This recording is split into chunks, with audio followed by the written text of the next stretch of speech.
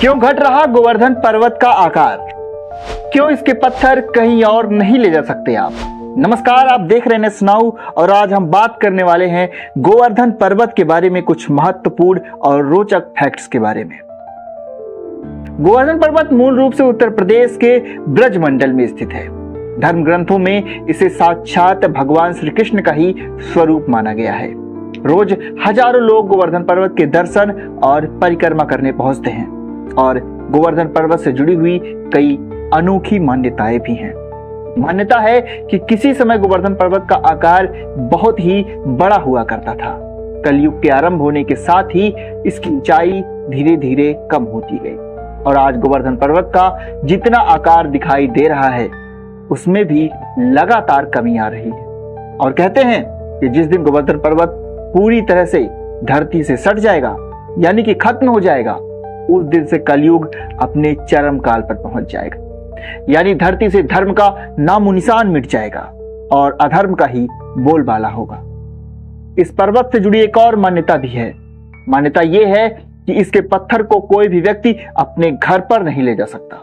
घर पर तो छोड़िए, ब्रजमंडल क्षेत्र से भी बाहर नहीं ले जा सकता। अगर वो ऐसा करता है तो उसके बुरे दिन की शुरुआत हो सकती है और उसकी सुख संपत्ति भी जल्द ही नष्ट हो सकती है। गोवर्धन पर्वत के पत्थर को अधिक से अधिक 84 कोस तक यानी ब्रजमंडल की सीमा तक ही ले जा सकते हैं। इसके आगे ले जाना महापाप माना गया है। गोवर्धन पर्वत के ये सारे फैक्ट्स तो हैं ही, लेकिन जो इसकी परिक्रमा करने का एक नियम है वो भी काफी अनोखा है। आपको जानकर हैरानी होगी कि धर्म ग्रंथों में गोवर्धन पर्वत की परिक्रमा का विशेष महत्व बताया गया है।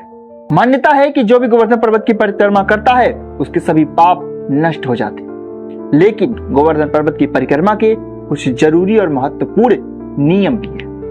पहला नियम है, गोवर्धन पर्वत की परिक्रमा जूते चप्पल पहनकर नहीं करनी चाहिए। दूसरा नियम है कि परिक्रमा करते समय बीड़ी, सिगरेट, तंबाकू आदि का सेवन ना करें।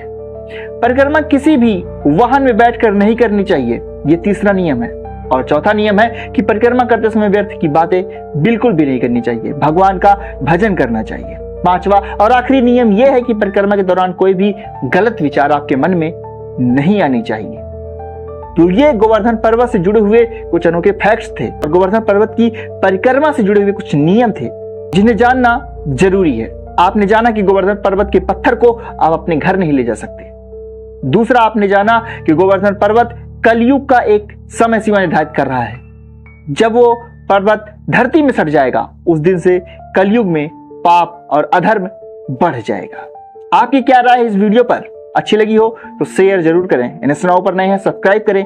फिर मिलेंगे आपके साथ ऐसे ही अपडेट्स के साथ। तब तक के लिए आप सभी से नमस्कार।